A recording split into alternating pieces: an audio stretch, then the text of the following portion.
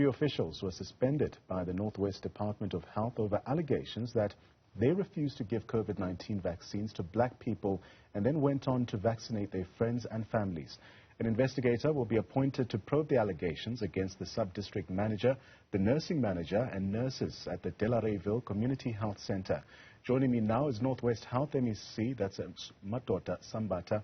Mr. Sambatha, firstly, a pleasure to have you on the program this afternoon. Talk us through the process of establishing if these claims are indeed true. If so, what measures are being put in place to ensure that the staff members who are responsible face the necessary disciplinary action? Thank you very much for hosting us, and thank you to your listeners. The allegations appear to be backed up by information that might lead to them being true.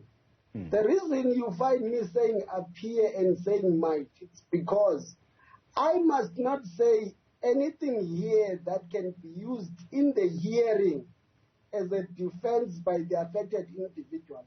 What I'm saying appears to be true is that in the same department, same sub-district Swahili, there are managers and vaccinators who were leaking the information to the department as to what had happened. They are prepared to be witnesses. Secondly, the people that are involved with the accusation appear to be correlating with what is accused to be a racial distribution of vaccination. Because those that were turned back on an argument that there were no vaccines yet, there was never a stage in the province, including that time, that there were no vaccines, appear to be black, those that were taken back, and those that were vaccination was administered on them on the same time are white. And those that were vaccinating themselves appear to have more of a dominance of white population than any other population. So as we stand, the investigation is for fairness. As we stand, why we can't publicly accuse them is just to wait for the formal process. Otherwise, looking deeper, this information we got internally from our people, and this information we got from the people who are referred back appears to be true. Well, Mr. Sambatha, just note that we will be following up on the progress for this investigation. But at the same time, your office has released a statement reiterating what's described as your continued advocacy to accelerate registration for vaccination and for assessment of compliance with the COVID-19 regulation in the Dr. Kenneth Kaunda district. What are you doing in this regard? As I'm speaking with you, I'm from a sub-district called J. Max. We're doing encouragement of our people to register for vaccination and encouraging those that are registered to take up the vaccination, because there's too much of an information contesting people not to take up the vaccination. Nationally, we have what is termed vaccine hesitancy. Now, all of us have to be ambassadors for vaccination. If you just look to realities, England is playing today its PSL games, but the final for the Euro last week in Wembley, last week, full stadium, no mask. Reason? Because spectators there were vaccinated. Vaccine on its own, it's not a cure yet. Vaccine has proven to be the best option to be used to protect people. As we speak with you now, remember our population immunity at 67%. In Northwest is 2.7 million people that we must vaccinate.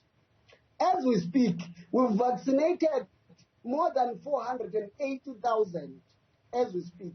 But if you take from that, you must then reduce the number of those who have been vaccinated through Pfizer, who still have to have a second dose. The total in the province, as I speak today, 370,000 are fully vaccinated, which means it's vaccination through Johnson & Johnson, which is a single dose, and vaccination of Pfizer, the second dose, 370, we're still going far to be looking for 2.7 million. That's why it's critical to ensure that each person in our province registers. If you check the national statistics, Northwest has no problem of administration of vaccination.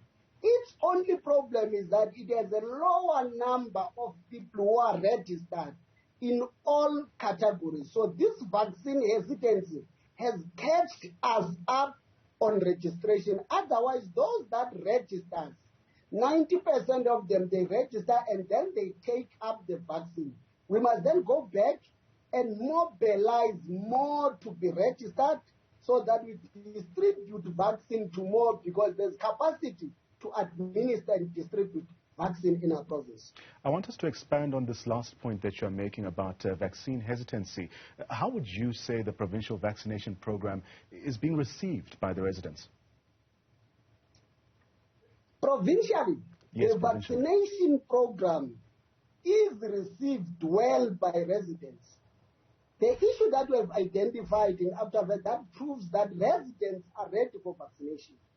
You have a situation where out of all our vaccination sites, 42 as they are currently, and the intention is to have 72, and then we have 2 mass vaccination sites, one in Rustenburg, one in Klerksdorp, and then we have 3 that are waiting to be declared mass vaccination sites, 2 from the university, 1 in Sun City. But if you take each time we go to where the people are, meaning outreach programs, we catch more people on that day vaccinating and registration on the same day.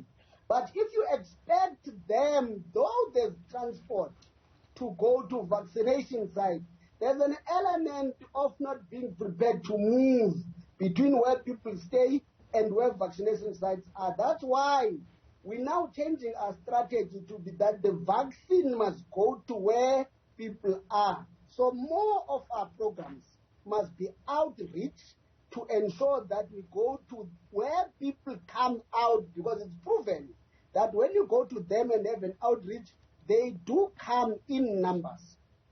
Now, as I do acknowledge that you are sending out a message for people to get their jab and also taking part in these outreach programs, I want us to delve a bit deeper now into the current numbers that you are seeing regarding the third wave of infection. Would you say you've passed the peak in the province? Provincially, we've not passed the peak in the third wave. We still are in an element where we could say we're still higher up in the peak. The only difference between us and other provinces that are higher on numbers, our numbers appear to be stable up and down. They've not gone out exponentially very quick. It appears that our dominance in numbers, it's mild cases. But remember, we are a province that is not that big in terms of facilities. The number we're at around 22,000 active cases. It's serious to an extent that we don't know who would then become very serious the next day and expect hospitalization. That's why the level at which we are as a province, we're not happy, but it is between new cases and recoveries. And where we are doing well in terms of contact tracing, but we should also keep telling our people that prevention still remains better than cure. Don't wait for government to do contact tracing. Contribute on ensuring that you will not be part of those that are spreading the transmission, and that it will start with each one of us to ensure that we contribute to the downward spiral on the increase on the numbers. So provincially, we are around those provinces that are high. If you take Western Cape and KZN, we're a third province. In actual fact, Gauteng is far now below us on active cases. The only advantage, which you must not work on, is the number dominated by people who are necessarily milder than expecting hospitalization. Mr. Sambatha, thank you very much for your time. That was Madoda Sambatha, the MEC for Health in the Northwest Province, speaking to us about those worrying claims that black people were being turned away from getting their COVID-19 vaccines. He also just took us through the latest numbers that they are seeing in the Northwest, admitting there that they haven't passed the peak of the third wave of infections in that province.